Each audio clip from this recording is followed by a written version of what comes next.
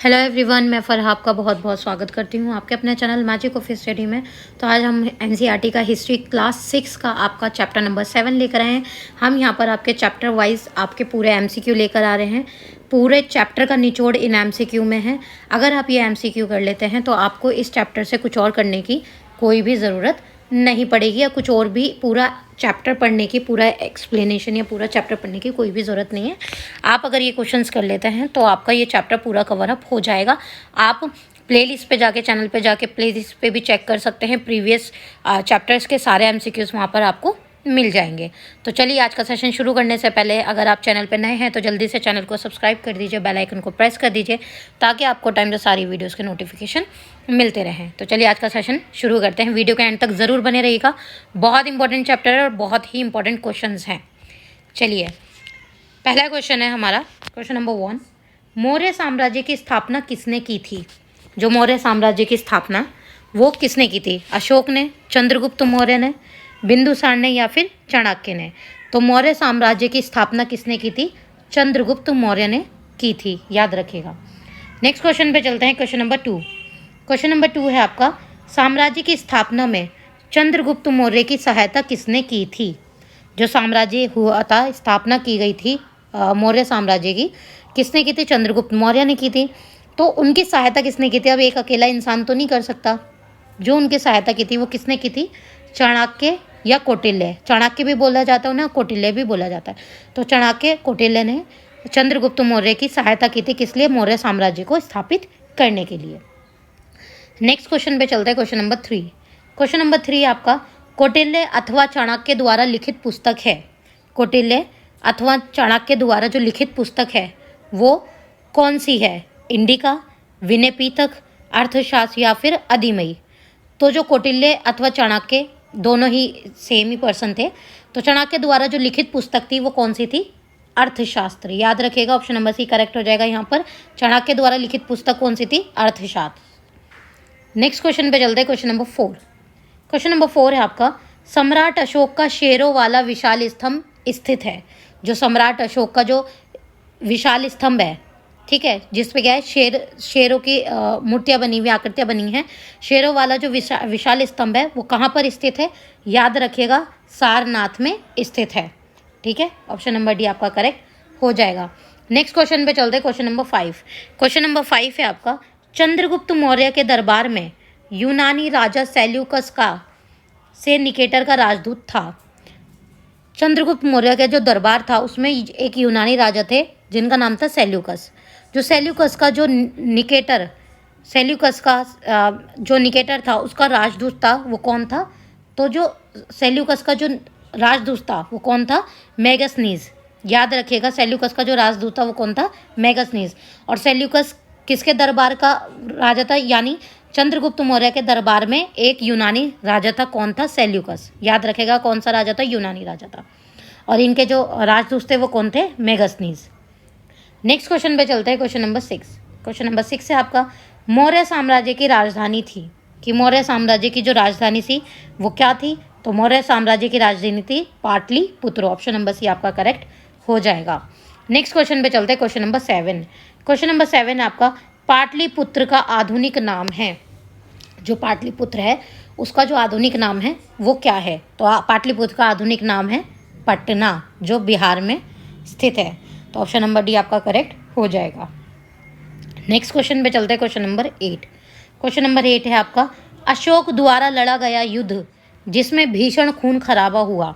जो अशोक द्वारा जो युद्ध लड़ा गया था जिसमें एक भीषण खून खराबा हुआ था, यानी बहुत ज़्यादा खून खराबा हुआ था, बहुत तादाद में मृत्यु हुई थी लोगों की, जो भी उस युद्ध में लड़ने के लिए शामिल हुए थे। तो जो युद्ध लड़ा गया था वो कौन सा युद्ध था? कलिंग युद्ध। याद रखेगा, अशोक द्वारा जो सबसे ज़्यादा भीषण युद्ध लड़ा गया था जिसमें बेहिसाब खून खराबा हुआ था वो कौन सा युद्ध था? कलिंग युद्ध। तो आपका ऑप्शन नंबर बी करेक्ट हो जाएगा। नेक्स्ट क्वेश्चन पे चलते हैं, क्वेश्चन नंबर 9। क्वेश्चन नंबर 9 है आपका, भारत की अधिकतर लिपियाँ निम्न लिपि से उत्पन्न हुई है। अब ये बताना आपको कि जो भारत की अधिकतर, यानी भारत की जो ज़्यादातर लिपियाँ हैं वो किस लिपि से उत्पन्न हुई है? तो किस लिपि से उत्पन्न हुई है? ब्राह्मी लिपि से उत्पन्न हुई है भारत की अधिकतर लिपियाँ। नेक्स्ट क्वेश्चन पे चलते हैं, क्वेश्चन नंबर 10। क्वेश्चन नंबर 10 है आपका, अशोक ने धर्म की शिक्षा देने के लिए निम्न अधिकारियों की नियुक्ति की। धर्म या धम की शिक्षा, यहाँ पे धम भी हो सकता है और धर्म भी, ठीक है। अशोक ने जो धर्म की शिक्षा देने के लिए निम्न अधिकारियों की नियुक्ति की थी, किसकी नियुक्ति की थी? धम्म महामत की नियुक्ति की थी। ऑप्शन नंबर ए आपका करेक्ट हो जाएगा। नेक्स्ट क्वेश्चन पे चलते, क्वेश्चन नंबर 11। क्वेश्चन नंबर 11 है आपका, चंद्रगुप्त मौर्य के पुत्र व अशोक के पिता का नाम क्या था? चंद्रगुप्त मौर्य के पुत्र व अशोक के जो पिता थे उनका नाम क्या था? तो क्या नाम था? बिंदुसार। ऑप्शन नंबर सी आपका करेक्ट हो जाएगा। चंद्रगुप्त मौर्य के पुत्र व अशोक के जो पिता थे उनका नाम क्या था? बिंदुसार। नेक्स्ट क्वेश्चन पे चलते हैं, क्वेश्चन नंबर 12। क्वेश्चन नंबर 12 है आपका, मौर्य साम्राज्य की राजधानी कौन सी थी? जो मौर्य साम्राज्य की राजधानी थी वो कौन सी थी? तो मौर्य साम्राज्य की राजधानी थी पाटलिपुत्र। ऑप्शन नंबर सी आपका करेक्ट हो जाएगा। नेक्स्ट क्वेश्चन पे चलते हैं, क्वेश्चन नंबर 13। क्वेश्चन नंबर 13 है आपका, मौर्य साम्राज्य में अक्सर राजकुमारी को कौन सा पद दिया जाता था? अब जो मौर्य साम्राज्य में जो राजकुमारियाँ होती थी उनको अक्सर कौन सा पद दिया जाता था? अगर वो शासन में अपना हिस्सा लेती थी या उनको जो पद दिया जाता था वो कौन सा होता था? तो उनको गवर्नर का पद दिया जाता था। ऑप्शन नंबर ए आपका करेक्ट हो जाएगा। मौर्य साम्राज्य में जो राजकुमारियाँ होती थी उनको अक्सर, ऐसा नहीं कि हमेशा ही, अक्सर ऐसा होता था कि उनको गवर्नर का पद दिया जाता था। नेक्स्ट क्वेश्चन पे चलते हैं, क्वेश्चन नंबर 14। क्वेश्चन नंबर 14 है आपका, मौर्य वंश का सबसे प्रसिद्ध शासक कौन था? आपके बताना है जो मौर्य वंश था उसका जो सबसे प्रसिद्ध शासक था वो कौन था? अशोक, अकबर, बिंदुसार या फिर चंद्रगुप्त मौर्य? तो मौर्य वंश का जो सबसे प्रसिद्ध शासक रहा है वो कौन था? अशोक मौर्य, ठीक है। ये बहुत ज़्यादा शक्तिशाली एक राजा थे। तो ये मौर्य वंश के जो सबसे प्रसिद्ध शासक रहे हैं वो कौन रहे हैं? अशोक रहे हैं। नेक्स्ट क्वेश्चन पे चलते हैं, क्वेश्चन नंबर 15। क्वेश्चन नंबर 15 है आपका, अशोक के ज़्यादातर प्राकृत भाषा और देवनागरी लिपि में हैं। कि अशोक के जो ज़्यादातर लेख हैं वो प्राकृत भाषा और देवनागरी लिपि में हैं। सिर्फ लेख हैं, अभिलेख हैं, प्रतिलेख हैं या फिर उपरोक्त सभी? तो अशोक के जितने भी लेख हैं, चाहे वे लेख हैं, अभिलेख हैं, प्रतिलेख हैं, वो ज़्यादातर प्राकृतिक भाषा और देवनागरी लिपि में उपयुक्त हैं, यानी देवनागरी लिपि में लिखे गए हैं। तो यहाँ पे आपका सभी आ जाएगा। नेक्स्ट क्वेश्चन पे चलते हैं, क्वेश्चन नंबर 16।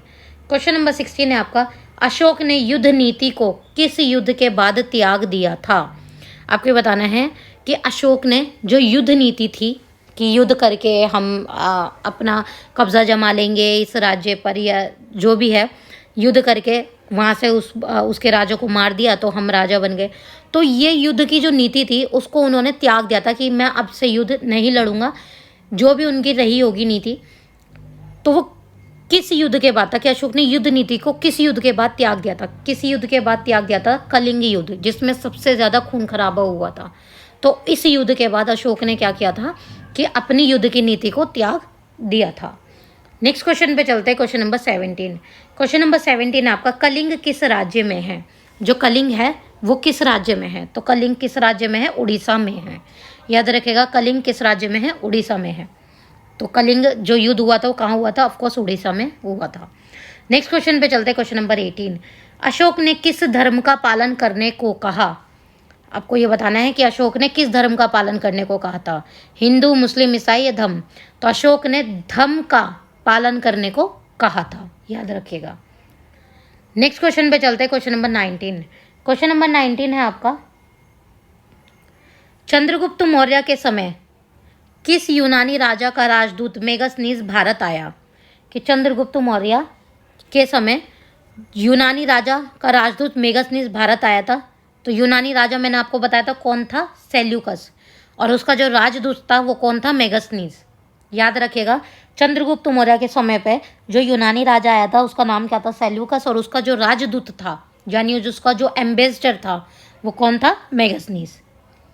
नेक्स्ट क्वेश्चन पे चलते हैं, क्वेश्चन नंबर 20। क्वेश्चन नंबर 20 है आपका, अशोक ने राजा बनने के कितने वर्ष बाद कलिंग युद्ध हुआ?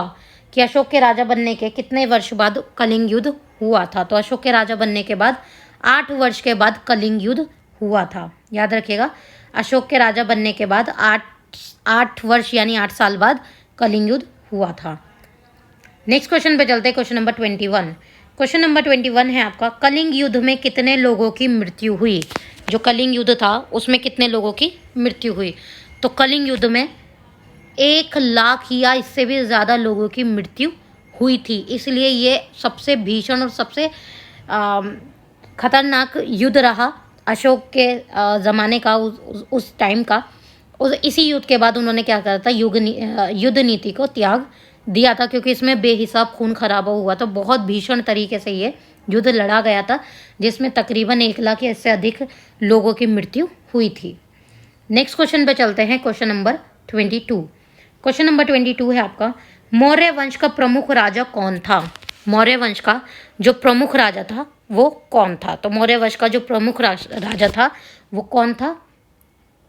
अशोक राजा था। मौर्य वंश का जो प्रमुख राजा था वो कौन था? अशोक। यहाँ पे एक और ऑप्शन है, उपरोक्त सभी, तीनों ही राजा प्रमुख थे। तो यहाँ पे ऑप्शन नंबर डी सबसे सही है।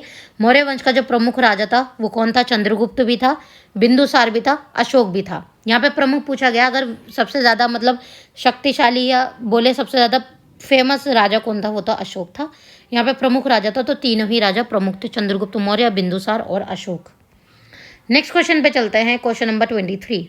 क्वेश्चन नंबर 23 है आपका, दक्षिण भारत में 220 से लेकर 1800 साल पूर्व तक किस वंश का शासन रहा? जो दक्षिण भारत में 220 से लेकर 1800 साल पूर्व तक किस वंश का शासन रहा? चोलों का, चेरों का, पांड्यों का, उपरोक्त सभी। तो 220 से लेकर 1800 साल पूर्व तक उपरोक्त सभी का शासन रहा दक्षिण भारत में। नेक्स्ट क्वेश्चन पे चलते हैं, क्वेश्चन नंबर 24। क्वेश्चन नंबर 24 है आपका, मौर्य साम्राज्य का पतन लगभग कितने वर्ष पहले हो गया था? तो मौर्य साम्राज्य का पतन लगभग 2100 वर्ष पहले हो गया था। याद रखिएगा, मौर्य साम्राज्य का जो पतन था लगभग 2100 वर्ष पहले हो गया था। नेक्स्ट क्वेश्चन पे चलते हैं, क्वेश्चन नंबर 25। क्वेश्चन नंबर 25 है आपका, शेरों के चित्र को कहाँ पर एक विशाल स्तंभ पर लगाया गया था? तो शेरों के जो चित्र को विशाल स्तंभ पर लगाया गया था वो कौन सी जगह थी? सारनाथ। ऑप्शन नंबर बी बिल्कुल करेक्ट हो जाएगा। नेक्स्ट क्वेश्चन पे चलते हैं, क्वेश्चन नंबर 26। क्वेश्चन नंबर 26 है आपका, इतिहास के महानतम राजाओं में से एक राजा कौन था? तो इतिहास के महानतम राजाओं में से एक राजा था, वो कौन था? अशोक। बहुत फेमस और बहुत प्रसिद्ध राजा रह चुके हैं ये। इतिहास के महानतम राजाओं में सबसे फेमस राजा या एक राजा कौन था? अशोक। नेक्स्ट क्वेश्चन पे चलते हैं, क्वेश्चन नंबर 27। क्वेश्चन नंबर 27 है आपका, चंद्रगुप्त की किस शासक ने मौर्य शासन की स्थापना में सहायता की थी? कि चंद्रगुप्त की किस शासक ने जब मौर्य शासन की स्थापना हुई थी सहायता की थी? तो ये क्वेश्चन कैसे भी घुमा फिरा के दे देंगे, कौटिल्य ने, या फिर कौटिल्य कहते हैं या फिर चाणक्य, इनके दोनों ही नाम हैं। चंद्रगुप्त की किस शासक ने मौर्य शासन की स्थापना में सहायता की थी? वो थे कौटिल्य। सेकेंड लास्ट क्वेश्चन है इस चैप्टर का, चैप्टर नंबर 7 का। क्वेश्चन नंबर 28, कलिंग का आधुनिक नाम क्या है? तो कलिंग का जो आधुनिक नाम है वो क्या है? उड़ीसा। कलिंग का आधुनिक नाम क्या है? उड़ीसा। इस चैप्टर का लास्ट क्वेश्चन है आपका, क्वेश्चन नंबर 29। क्वेश्चन नंबर 29 है आपका, अशोक किसके उपदेशों से प्रेरित हुए थे? जो अशोक किसके उपदेशों से प्रेरित हुए थे? महात्मा बुद्ध के उपदेशों से प्रेरित हुए थे। और इन्हीं के उपदेशों को आगे बढ़ा के उन्होंने धर्म की शिक्षा प्रदान की, अपने अभिलेख बनाए हैं। ठीक है, बड़े बड़े स्तंभ खड़े किए थे जिनमें उनके अभिलेख छपे हुए हैं, गड़े हुए हैं। तो अशोक ने अपने उपदेशों से किससे प्रेरित हुए थे? महात्मा बुद्ध से प्रेरित हुए थे। तो यहाँ पर आपके चैप्टर नंबर 7 के सारे क्वेश्चन हो जाते हैं। इसके अलावा इस चैप्टर में और कुछ भी नहीं है। आपको पूरा चैप्टर पढ़ने की ज़रूरत नहीं है क्योंकि आपके पास ज़्यादा टाइम नहीं। अगर आप ये क्वेश्चंस कर लेते तो आपका बिल्कुल एनसीईआरटी एकदम पक्की तरीके से हो जाएगी।